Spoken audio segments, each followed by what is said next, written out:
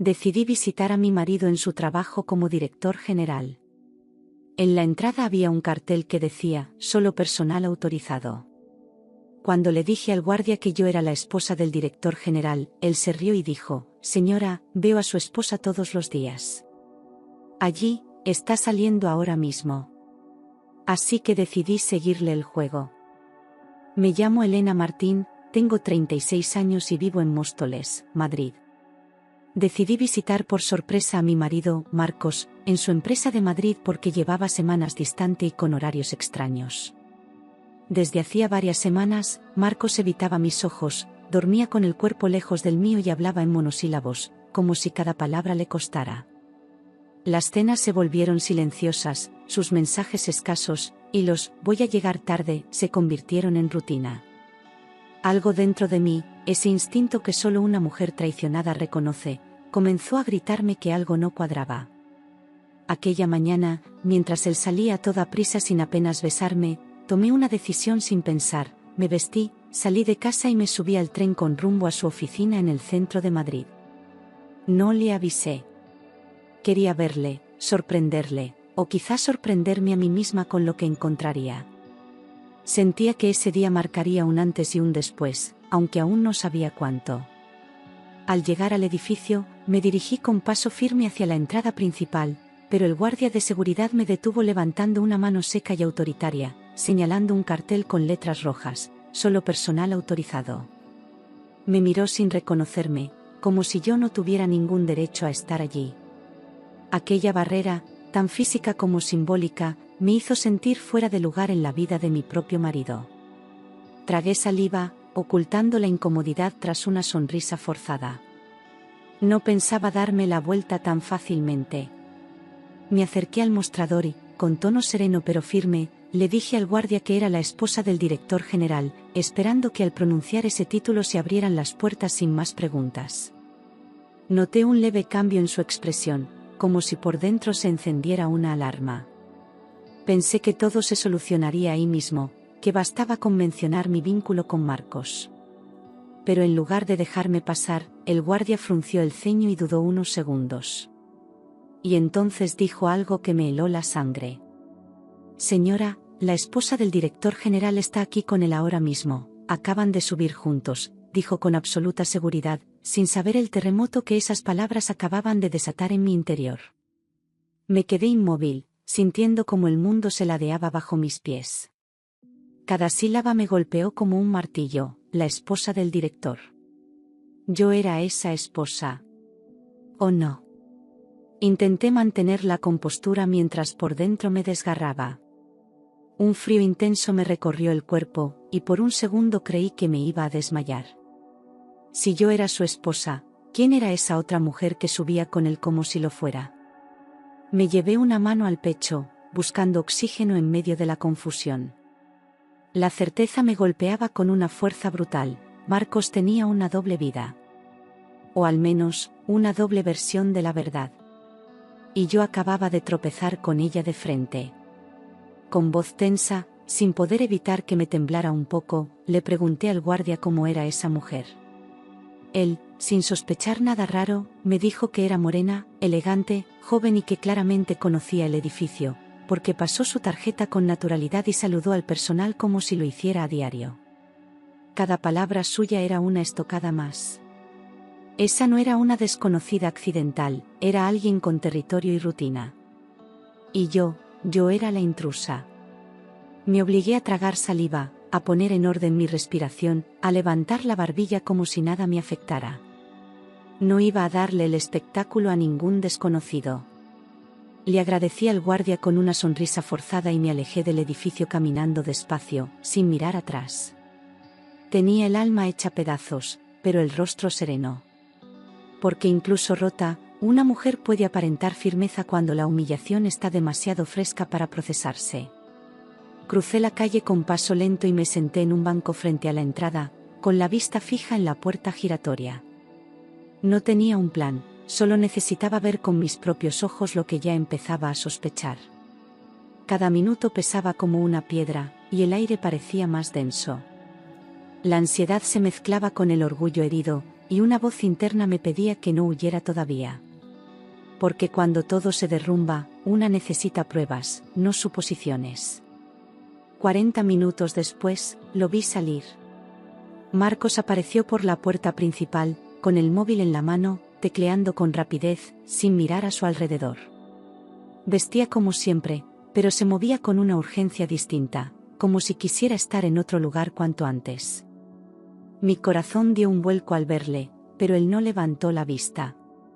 Caminaba con la seguridad de quien cree que nadie le observa, y eso me dolió aún más. Apenas unos minutos después, vi a la misma mujer salir del edificio. Iba bien vestida, con paso elegante, pero mantuvo cierta distancia, como si no quisiera coincidir con él al salir. Sus ojos iban atentos, como si midiera cada movimiento. No hablaban ni se tocaban, pero había algo entre ellos, una sintonía muda. Una especie de complicidad disimulada que solo alguien herido puede detectar al instante. Y yo, desde mi banco, lo vi todo. Observé con atención cada gesto entre ellos, y aunque no hubo contacto físico ni palabras cruzadas, la forma en que ella caminaba detrás de él, a una distancia medida, lo decía todo. Era una coordinación silenciosa, ensayada, como si supieran exactamente cómo evitar sospechas. La rutina de quienes esconden algo, pero que no pueden evitar que se les escape en los detalles. Aquello no era una coincidencia, era una escena cuidadosamente planeada. Y yo era la única espectadora consciente de su mentira. Sentí que algo grave estaba pasando, que mi intuición no era paranoia, sino una alarma legítima. Pero necesitaba algo más que corazonadas, necesitaba pruebas que hablaran por sí solas. No iba a permitir que me llamaran exagerada o celosa sin razón. En ese instante, decidí que no me movería por impulsos, sino con cabeza fría. Porque si estaba a punto de descubrir una traición, lo haría con todas las armas en la mano. Respiré hondo, cerré el abrigo y caminé hasta la esquina para tomar un taxi, evitando mirar atrás. Al subir, le di la dirección de casa y me obligué a sonreír como si nada hubiera pasado. El conductor hablaba de fútbol mientras yo contenía las lágrimas, fingiendo normalidad. Al llegar a casa, colgué el abrigo, me lavé las manos y seguí con la rutina como si mi mundo no acabara de derrumbarse. Porque aún no era el momento de caer, primero tenía que confirmar. Cuando Marcos llegó esa noche, yo ya había rehecho la cama, cocinado la cena y encendido una vela en la mesa.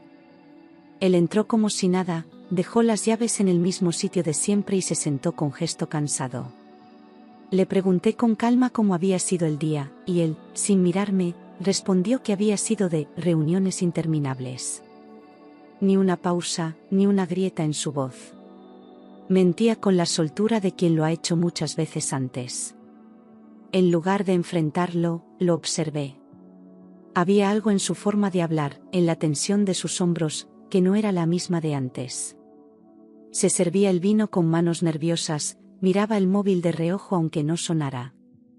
Noté que evitaba el contacto visual y que hablaba poco, como si temiera que una palabra mal dicha delatara algo. No era el hombre relajado de otros tiempos.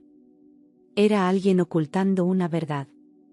Desde esa noche, empecé a notar mentalmente cada cosa extraña, horarios cambiantes, respuestas vagas, excusas que no encajaban del todo. Me convertí en observadora silenciosa de mi propio matrimonio. Apuntaba frases, gestos, pequeños cambios de rutina. Todo lo que antes pasaba desapercibido ahora adquiría un peso nuevo. Y cuanto más observaba, más crecía en mí la certeza de que algo muy turbio se escondía detrás de su aparente normalidad. Lo más llamativo era cómo reaccionaba cuando llegaba una notificación en su móvil. Lo cogía al instante, sin importar lo que estuviera haciendo. A veces lo ponía boca abajo sobre la mesa, otras lo llevaba al baño sin razón. Había un nerviosismo que no sabía disimular del todo. Yo fingía no notar nada, pero por dentro tomaba nota de cada movimiento. Su ansiedad con el móvil era más reveladora que cualquier palabra. Empecé a detectar pequeñas contradicciones entre lo que decía y lo que hacía, reuniones que no coincidían con los horarios, lugares que mencionaba de pasada pero no encajaban con su itinerario. Una vez dijo que almorzó en la oficina, pero en su chaqueta encontré una servilleta de una cafetería que jamás habíamos visitado juntos. Otra vez habló de un cliente nuevo, pero usó un nombre que ya había mencionado meses atrás. Las mentiras empezaban a pisarse unas a otras. 2 semanas después, un viernes aparentemente normal, decidí seguirle sin que se diera cuenta. Me levanté temprano, preparé su café y le deseé buen día con una sonrisa tranquila. Esperé 15 minutos y salí detrás, manteniendo siempre una distancia segura. Me sentía ridícula, pero no podía evitarlo, necesitaba saber. El miedo a la verdad era grande, pero la necesidad de verla con mis propios ojos, aún más. Para mi sorpresa, en lugar de coger el coche como solía hacer, se dirigió hacia la estación de metro. Nunca usaba el transporte público cuando iba conmigo, y mucho menos un viernes. Tomó la línea 3 y se bajó en Argüelles, una zona que apenas conocíamos. Mi corazón latía con fuerza mientras le seguía entre la gente. No sabía qué iba a encontrar, pero ya no había vuelta atrás. Desde la salida del metro, Marcos caminó con paso decidido por calles estrechas hasta llegar a un edificio residencial antiguo, de fachada gris y balcones con plantas secas. Miró a ambos lados, como quien teme ser visto, y luego tecleó un código en el portero automático con total familiaridad. No dudó, no llamó, no esperó, entró directamente. Ese gesto confirmó lo que tanto temía. No era la primera vez que venía aquí, y claramente no venía solo. Me quedé al otro lado de la calle, oculta tras una marquesina, con el corazón en la garganta y las piernas a punto de fallarme. A los pocos minutos, una mujer apareció caminando tranquila desde la esquina. Era ella, la misma del edificio de su trabajo. Se acercó al portal sin tocar nada, lo abrió con naturalidad y entró como quien llega a su casa. No hubo palabras, ni llamadas. Era claro, compartían más que miradas furtivas. En ese instante, ya no quedaban dudas. Aquel lugar no era un sitio de paso, era un refugio que compartían en secreto. No podía evitar imaginar las escenas que ocurrían tras esas paredes. Me temblaban las manos, pero tomé aire y saqué el móvil para anotar la dirección exacta. Necesitaba registrar todo, convertir el dolor en evidencia. Ya no era una sospecha, era una verdad con forma y dirección. De regreso en casa, busqué la dirección en los registros públicos, sin saber muy bien qué esperaba encontrar. No tardé en descubrir que el piso estaba a nombre de una tal Laura Varela. Ese nombre no me decía nada, pero ya tenía una identidad. Sentí un vacío extraño, como si con ese nombre la traición tomara un cuerpo real. Ya no era solo una mujer, era alguien con nombre, dirección y lugar en la vida de mi marido. Con el nombre completo, no tardé en encontrar sus redes sociales. Ahí estaba, la misma cara, la misma elegancia, la misma mirada que vi salir del edificio. Las fotos mostraban una vida aparentemente normal, sonriente, pero llena de detalles que ahora leía con otros ojos. En varias imágenes aparecía en lugares que Marcos había mencionado como parte de viajes de trabajo. Y todo empezaba a encajar de una forma cruel. No tardé en toparme con una foto suya en la playa de Valencia, con fecha de hacía 2 meses, exactamente el mismo fin de semana en que Marcos estuvo cerrando un acuerdo, allí. La camiseta que llevaba él en esa foto era idéntica a la que encontré en nuestro cesto de ropa al volver de ese viaje. Me quedé paralizada. Ahí estaba la prueba, sencilla y brutal. Mientras yo cuidaba la casa, él construía otra lejos de mí. Aquella imagen, en su aparente inocencia, fue como una bofetada. No se trataba solo de infidelidad física, sino de una vida paralela montada con precisión y mentiras. Sentí náuseas, rabia, tristeza, todo al mismo tiempo. Pero me obligué a mantener la calma, todavía no era el momento de actuar. Tenía que seguir reuniendo más. Porque si iba a destruirle, lo haría con hechos, no con conjeturas. Durante los días siguientes, empecé a recolectar todo, capturas de pantalla, horarios, ubicaciones, fotografías, nombres, todo lo que pudiera ser útil.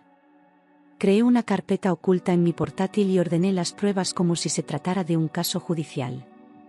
Cada pieza encajaba dolorosamente con otra. Mientras Marcos vivía tranquilo en su mentira, yo tejía mi red en silencio. Una red que algún día lo atraparía sin escapatoria. Noté que siempre dormía con el móvil en modo avión, algo que antes no hacía. Decía que era para descansar mejor, pero ya nada sonaba inocente. Me quedaba mirándolo mientras dormía, preguntándome cuántas veces habría mentido en mi cara. Cada noche me costaba más compartir la cama con él, pero disimulaba como si todo estuviera bien. No iba a delatar mi investigación antes de tiempo. Durante varias noches observé su respiración, el momento exacto en que se sumía en un sueño profundo. Aprendí a esperar pacientemente, con los oídos alerta y el corazón contenido. Una de esas madrugadas, con el pulso temblando, tomé su móvil con cuidado y lo encendí. Apenas volvió a tener señal, empezaron a llegar mensajes. Y entonces, lo que siempre sospeché, se confirmó en pantalla. El móvil vibró suavemente en mis manos y, al desbloquearlo con su huella mientras dormía, lo primero que apareció fue una notificación de WhatsApp.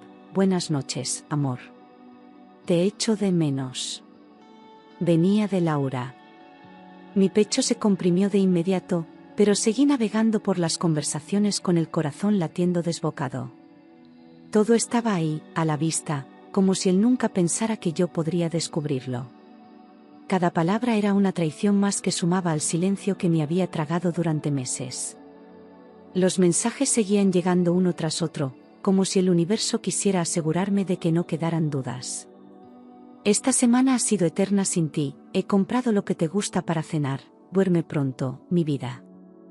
No eran frases de un desliz ocasional, sino de una relación larga, sólida, alimentada día tras día. Leía cada mensaje como quien revisa los restos de un naufragio.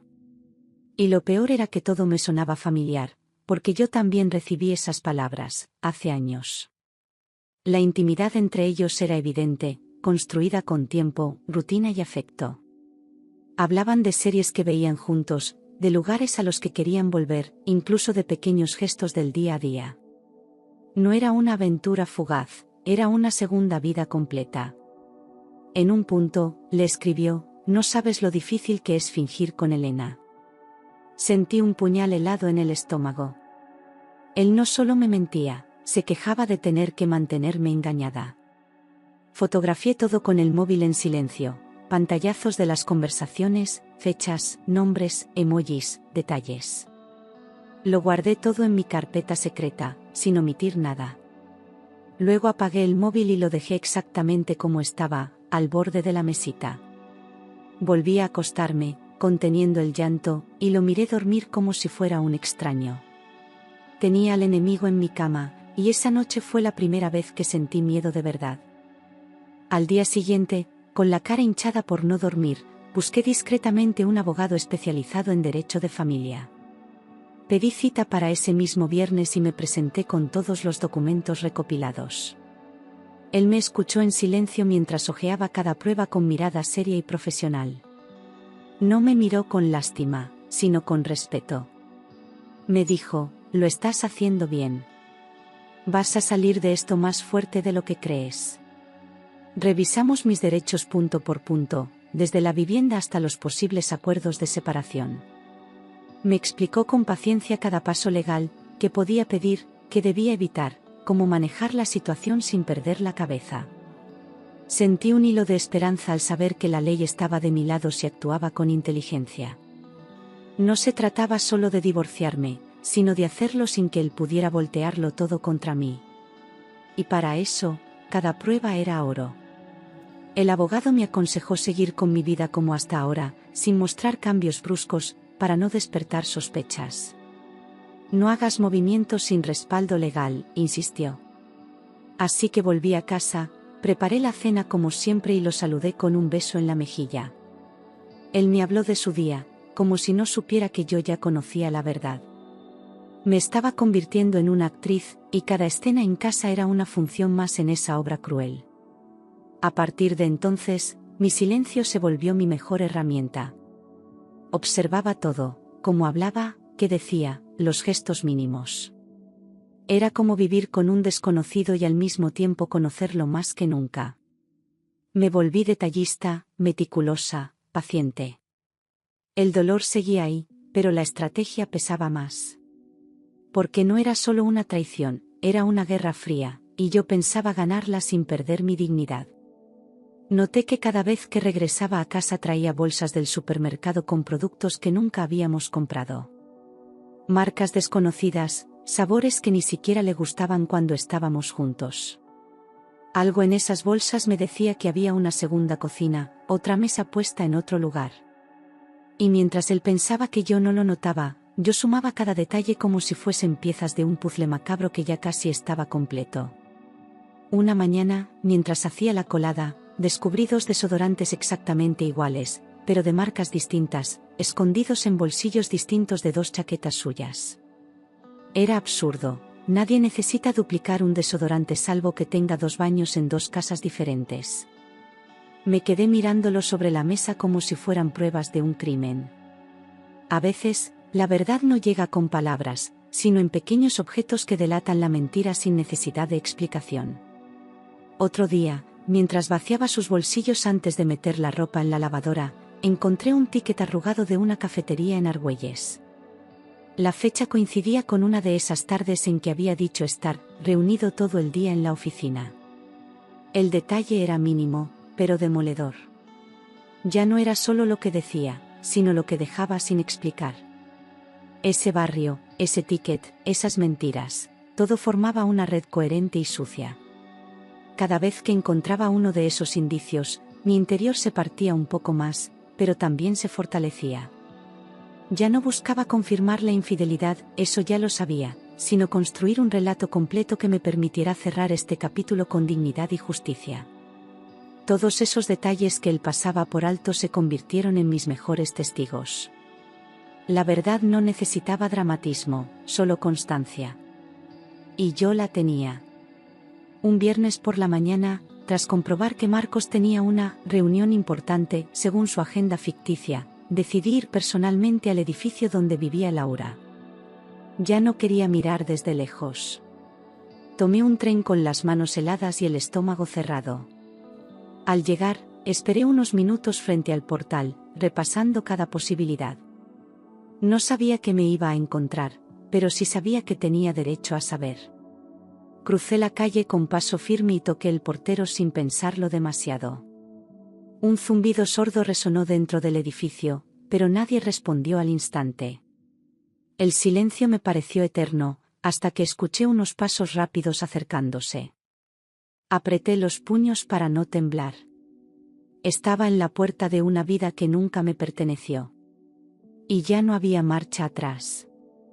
De pronto, una niña de unos 5 años abrió la puerta, mirándome con curiosidad desde abajo. Tenía el pelo oscuro, rizado, los ojos grandes y una sonrisa inocente.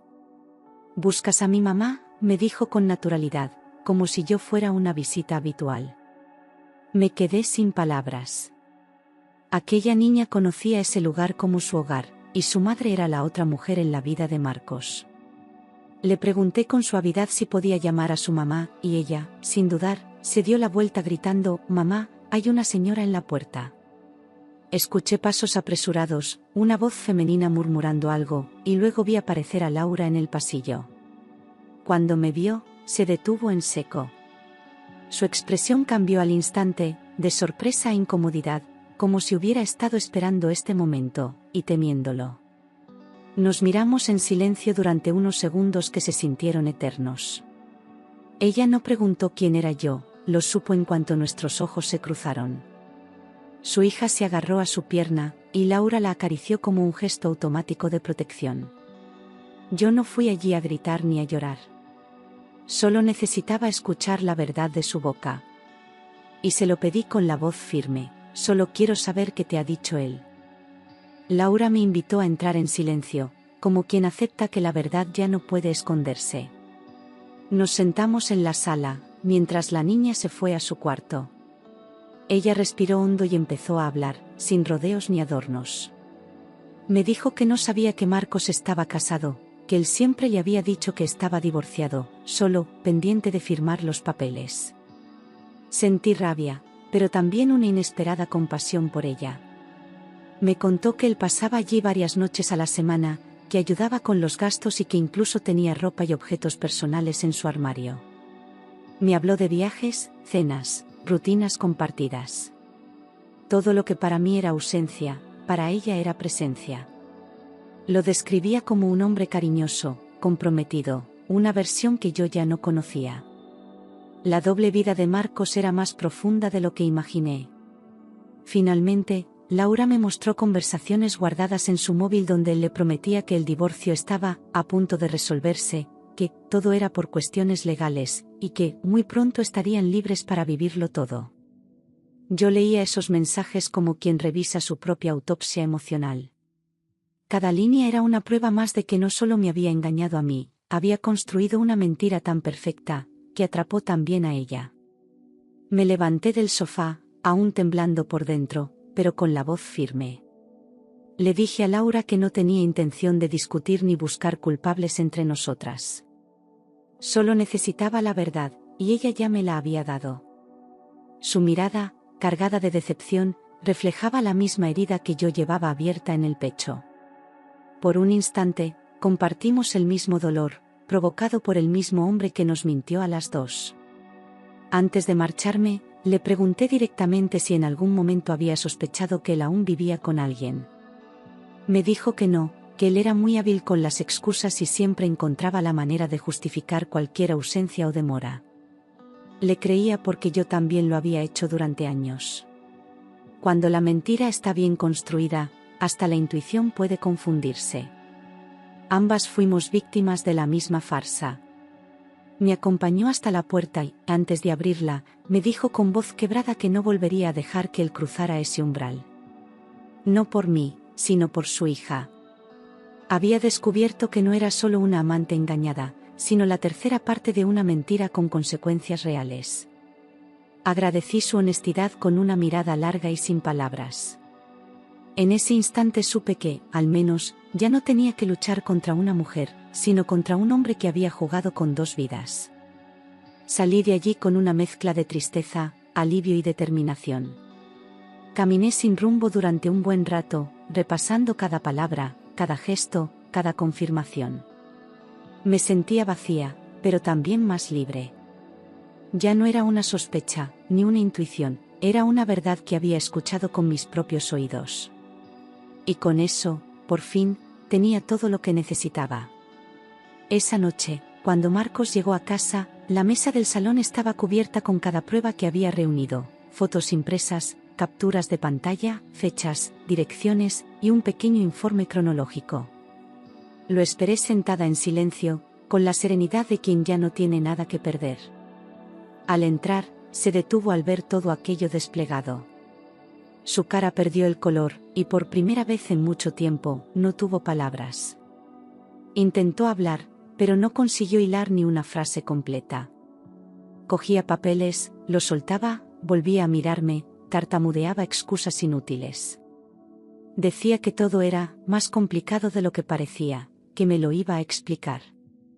Yo no dije nada, solo lo observaba desmontarse, viéndole por fin sin la máscara. No era un hombre fuerte ni inteligente, era un cobarde atrapado por su propia mentira. En medio de su balbuceo, dijo que no quería hacerme daño, que todo lo hizo por miedo a perderme. Esas palabras, vacías y tardías, solo hicieron que el silencio a mi alrededor se volviera más espeso. ¿Cómo se puede proteger a alguien mintiéndole durante años? Ya no sentía amor ni odio, solo un profundo cansancio. Su teatro había terminado, y el telón caía con estruendo. Le respondí con calma que el daño ya estaba hecho, mucho antes de que yo encontrara las pruebas.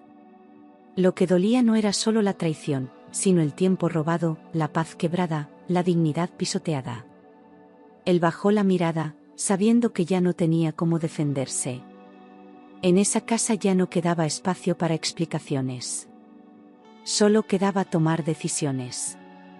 Le informé que había iniciado el proceso de divorcio y que mi abogado le contactaría en los próximos días. Marcos intentó protestar, pedir tiempo, decir que aún podíamos hablar las cosas, pero su voz ya no tenía poder sobre mí. Cada súplica llegaba tarde, hueca, ineficaz. Se dio cuenta de que algo esencial se había roto.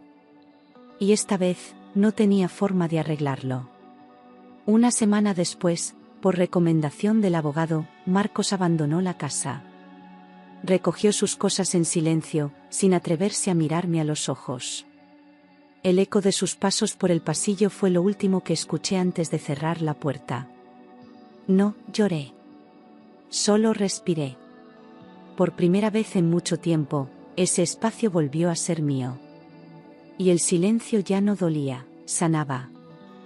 Cuando Marcos salió definitivamente por la puerta, sentí que algo pesado se desprendía de mi espalda. No era solo el final de un matrimonio, era el cierre de una mentira que había envenenado cada rincón de mi vida. Aunque dolía, también había una extraña sensación de alivio.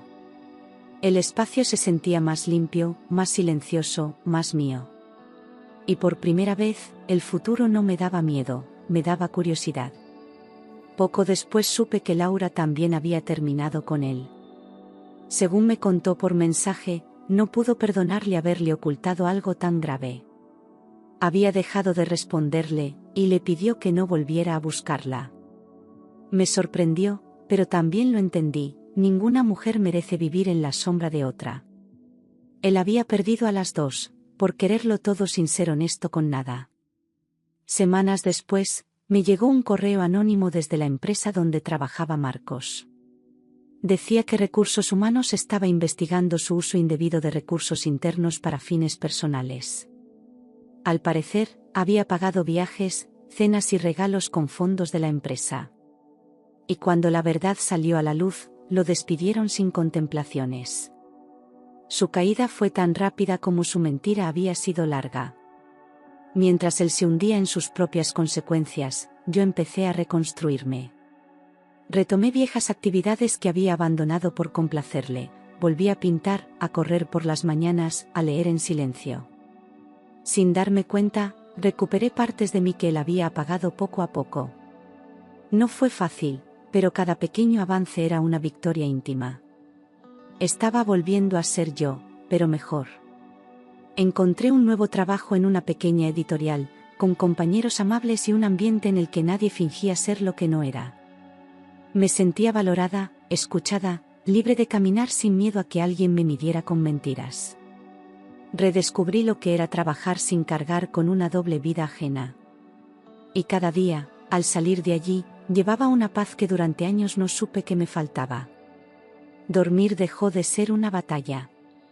Ya no tenía que esperar a que alguien se durmiera para respirar, ni revisar móviles ajenos en la oscuridad.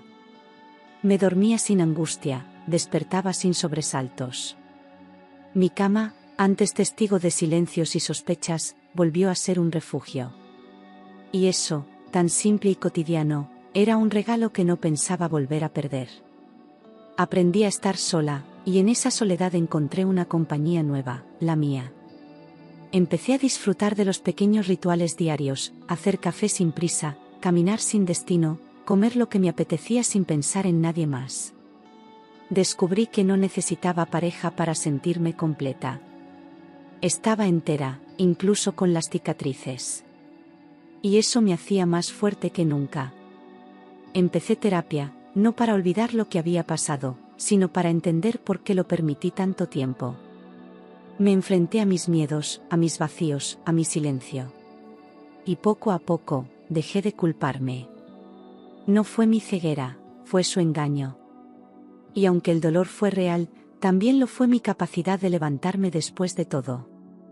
Hoy miro atrás sin rencor, pero con una lección clara: el amor no debería doler, ni esconderse, ni romperte. Aprendí que la fidelidad no es un favor, es una base mínima. Y que la intuición, cuando grita, merece ser escuchada. El tiempo que perdí, me lo devuelvo cada día con decisiones valientes. Porque no se trata de olvidar, se trata de seguir adelante con dignidad. Y ahora lo sé con certeza, no perdí a un marido, me liberé de una mentira. Él se fue con su caos, y yo me quedé con mi verdad. Ya no soy la mujer que esperaba en silencio, sino la que actúa con firmeza. El amor volverá, quizá, pero esta vez sabré distinguir entre promesas vacías y hechos reales. Porque cuando una mujer vuelve a elegirse, no hay traición que pueda con ella. A veces me despierto en mitad de la noche y por un segundo creo escuchar el sonido de sus llaves, su voz en el pasillo, su presencia acercándose. Pero enseguida recuerdo que ya no está, y que ese silencio no es ausencia, es libertad. Me doy la vuelta, me arropo y vuelvo a dormir, agradecida por no tener que fingir más. Porque la tranquilidad, aunque silenciosa, es infinitamente más poderosa que cualquier mentira dicha en voz alta. He aprendido que no hace falta cerrar una historia con una nueva pareja, ni llenar los vacíos con otros cuerpos. Hay heridas que solo se curan con tiempo, con honestidad hacia una misma, con días tranquilos y noches sin sobresaltos. Marcos fue una tormenta, pero no la última. Ahora sé cómo protegerme si alguna vuelve. Porque ya no soy la mujer que suplica, sino la que pone límites. A veces me cruzo con mujeres que están viviendo lo que yo viví, esa sospecha callada, esa sonrisa que esconde miedo, esa intuición que arde en el pecho. Y si alguna vez tengo oportunidad, les digo lo mismo que me repetí a mí misma durante meses: no estás loca, estás viendo claro. La intuición no miente. Solo hay que tener el valor de seguirla hasta el final. Volví a Móstoles con una maleta emocional llena de cicatrices, pero también con las manos libres. Reorganicé mi casa, doné cosas, limpié rincones. El proceso fue terapéutico: sacar lo viejo, hacer espacio para lo nuevo. En ese orden externo, también fui encontrando orden dentro de mí. Cada cosa en su sitio, cada emoción en su lugar. Por fin, todo empezaba a tener sentido. Elena Martín, la que aguantó, la que sospechó en silencio, ya no existe. En su lugar, hay una mujer que se eligió a sí misma, que decidió no vivir en la sombra de nadie. Me costó lágrimas, noches sin dormir y verdades que quemaban. Pero lo logré. Me levanté sin venganzas, sin gritos, sin dramas.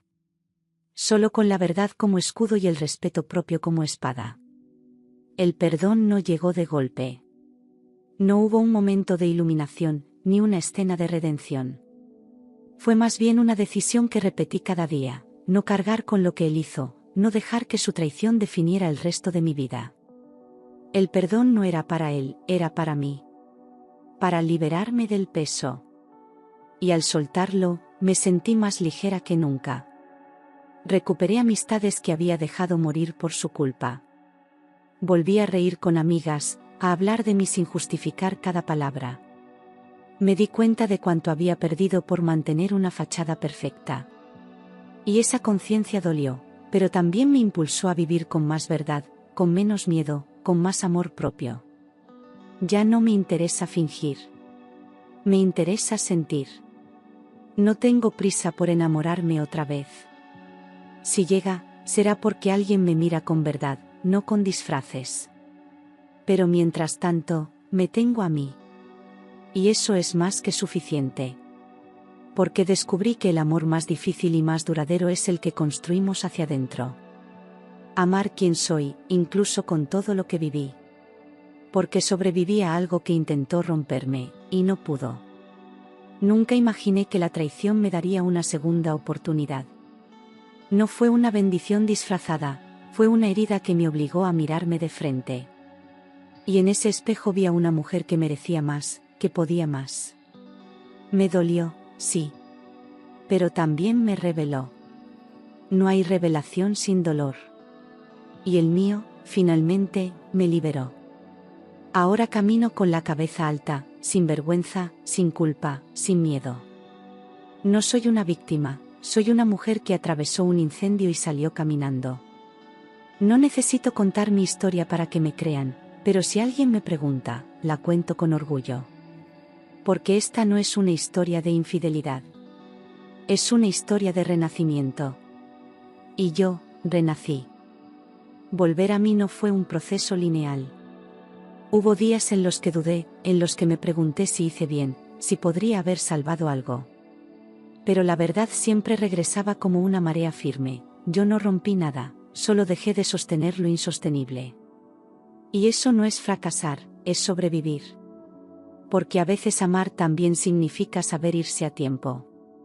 Entendí que no era responsable de las elecciones de otro, solo de cómo reacciono ante ellas. No soy la mujer engañada, soy la mujer que descubrió la verdad y decidió no quedarse ahí.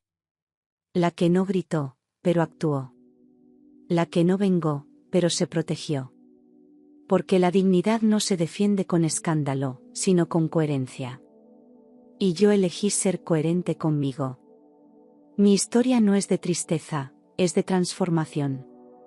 Lo que parecía un final fue el inicio de mi vida más honesta, más real. He dejado atrás el papel de esposa perfecta para convertirme en algo mucho más valioso, una mujer en paz. Y esa paz no tiene precio. No se compra ni se mendiga. Se conquista. Y yo la conquisté paso a paso, sin atajos, sin máscaras. A veces, mientras camino por las calles de Móstoles, siento el viento en la cara y sonrío sin razón. Porque estoy viva, presente, despierta. Porque ya no necesito que nadie me valide ni me salve. Me salvé sola, con coraje, con silencio y con verdad. Y ese es mi mayor logro. La herida cicatrizó, pero dejó una marca que me recuerda de lo que soy capaz. Y si alguna vez vuelvo a amar, no será desde la necesidad, sino desde la libertad. Porque no necesito a alguien que me complete. Necesito a alguien que me respete, que me vea. Pero mientras llega, si es que llega, me tengo a mí. Y eso ya no es poco. Eso, después de todo lo que viví, es todo. Porque Elena Martín no fue destruida, fue reconstruida. Y esta vez, con cimientos indestructibles.